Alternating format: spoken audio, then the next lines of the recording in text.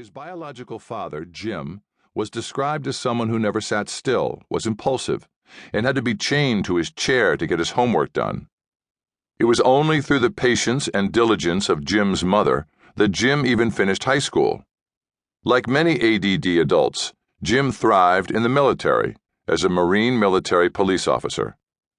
The structure seemed to be very helpful for him, but after the service, Jim struggled in all areas of his life. He had several marriages, many jobs, trouble with alcohol, and in his 30s, he shot and killed himself. I was able to adopt Anthony when he was 3 years old. I married his mother, Robin, who had once been married to Jim. I could adopt Anthony even though Jim was alive at the time because Jim never paid child support.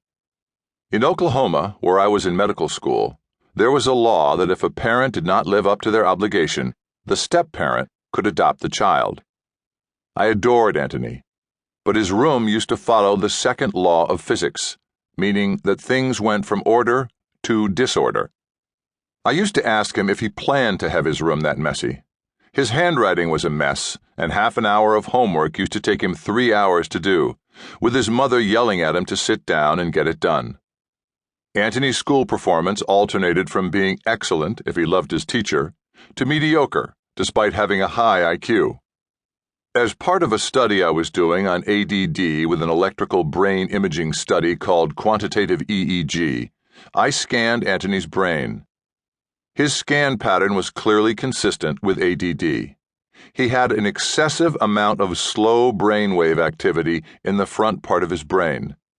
When I saw the results, it made perfect sense to me.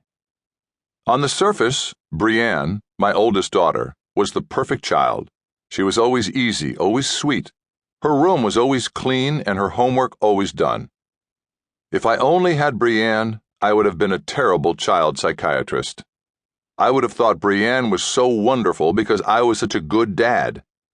If I saw your child acting up in the grocery store, I would have thought to myself, "Give me your child for a week, and I will straighten him out and then teach you how to be a good parent."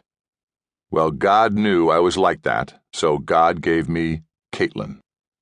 Hyperactive from before birth, we thought Caitlin was going to be a boy, because the lore is the more active babies are inside their mother's womb, the more likely they are to be boys. Well, she wasn't.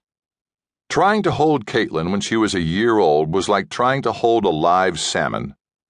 I had a spiritual crisis because of this child. Many Catholic churches have the tradition of young children sitting with their parents at Mass. It was no fun with Caitlin, because she was the worst-behaved child at church, which was not only embarrassing, it was bad for business. I treated half the children in the congregation, and if my child was the worst one, people would lose confidence in me. So after a while, I stopped going to church. Have you ever seen children on little yellow leashes in the mall? After having Caitlin, I believed in little yellow leashes because she was always trying to get away. But my problem was that I wrote a column in the Daily Republic, a local newspaper where I lived. And whenever I went to the mall, people recognized me and said things like, "Hey, you're Dr. Amen. I love your column." I just could not deal with, "Hey, you're Dr. Amen. Why is your child on a leash?" So what I used to do with Caitlin was put her in her stroller and tie her shoelaces together so she couldn't get out. Now, I am not proud of that, but when you have a hyperactive child, you do things just to survive. When Katie was 3 years old, I went back to church, but left her at home. I went to pray for a healing. I believe in healings. At the time, I knew that 30% of 3-year-olds look hyperactive, while only 5 to 10% of 4-year-olds are hyperactive. So the first time you can really diagnose ADD with confidence is about 4 years old. I lit candles at church and even put an extra $50 in the offering, trying to bribe God. I wrote to the Pope and asked him to send a blessed picture that I could put by her bed.